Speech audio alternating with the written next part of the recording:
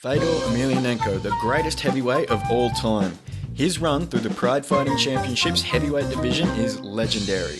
Well known for his striking and dynamic ground and pound, a less talked about area of his game is his takedowns. See, he doesn't shoot for singles or double legs. He's a master of Sambo and a Judo black belt, which means all his takedowns have come from trips or throws in the clinch.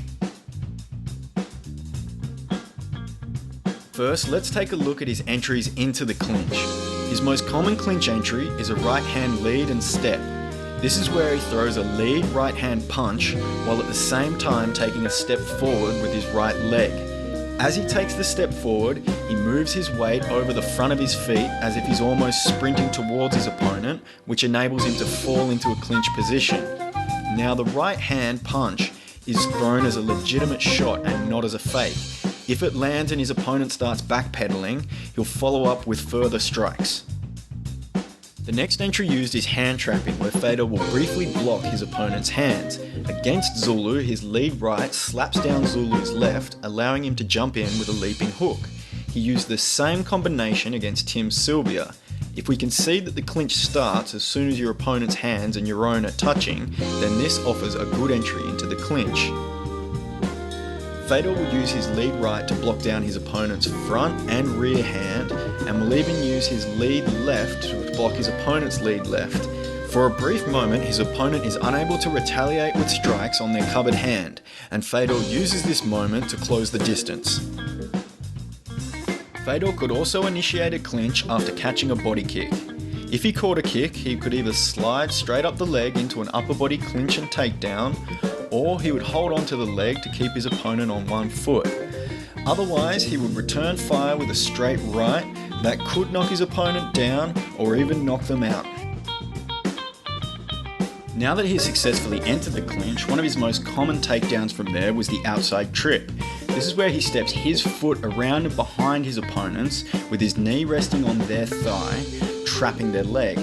He would then drive his weight over the top of that foot, preventing his opponent from regaining their balance and forcing them to fall over. This move is ideally done while trapping your opponent's underhook by clamping down with your overhook and driving them to the same side. But Fedor was skilled enough to pull this move off from any overhook or underhook combination. Ideally, you're using the smallest steps possible to get your foot around behind your opponents, and Fedor will use his momentum from entering the clinch to help finish the takedown. Here against the giant karateka Semi Schilt, Fedor will look for the outside trip, then switch to an inside leg trip, before eventually going back to the outside trip and being successful. The inside leg trip was another one of Fedor's takedowns, where if their hips and feet were close enough to him, he would step his foot in between their legs and then bring his heel on the back of their calf and sweep it out from underneath them. While he drives his upper body weight forward, he makes sure to keep his head on the opposite side of the trapped foot, enabling him to fall into their guard. And here he combines it with a knee block. The knee block is where Fedor will reach down with primarily his left hand, hooking behind his opponent's knee, and then driving forward, using his underhook to lift his opponent's upper body, or a collar tie to push forward on their neck and shoulder. This is a good move when Fedor's hips are away from his opponent's and it's closer for his hand to reach down rather than to step around with the trip. It's also a good move when he has a lot of forward momentum to help knock down his opponent. Here against Brett Rogers, he will actually first look for a foot sweep, and then as his knees hit the mat, he switches instantly to a knee block. If the opponent starts leaning their weight forward over Fedor's body, he will look to execute an outside foot sweep. His right leg will step forward, blocking his opponent's feet. He will then rotate his hips to the right and sag his body forward, knocking his opponent over that blocked foot. If Fedor's executing this move from an over-under position, he will look to rotate onto his overhook side. If he rotates towards his underhook side, he will look to perform a shoulder bump and take his opponent's back. To perform this, his main goal is to get his shoulder underneath his opponent's armpit while he drives his underhook up and across their back while at the same time stepping around. As he steps around, he'll grab a tight waist, allowing him to perform a trip, a sweep, or throw from the back.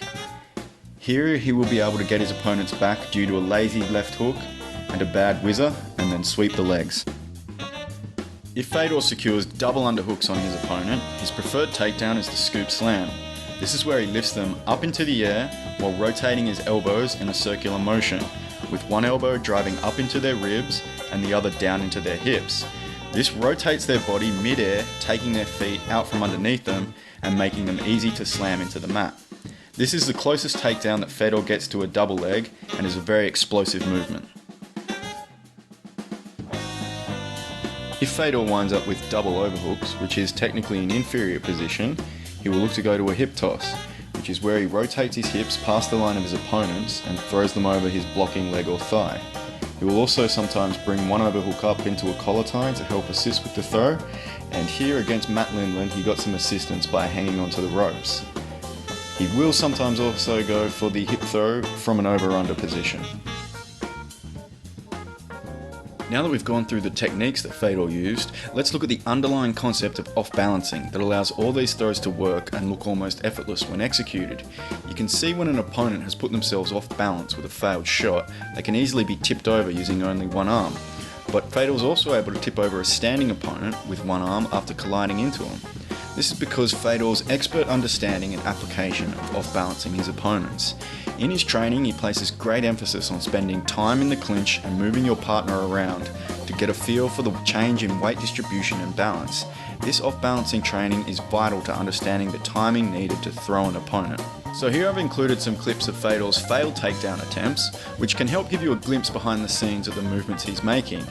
See, off-balancing your opponent can simply be pushing or pulling them until they fall over.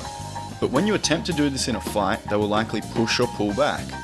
Once you have them reacting to your movements, then you can blend your energy with theirs, so you exaggerate their motion until you force them to be off balance using maximum efficiency.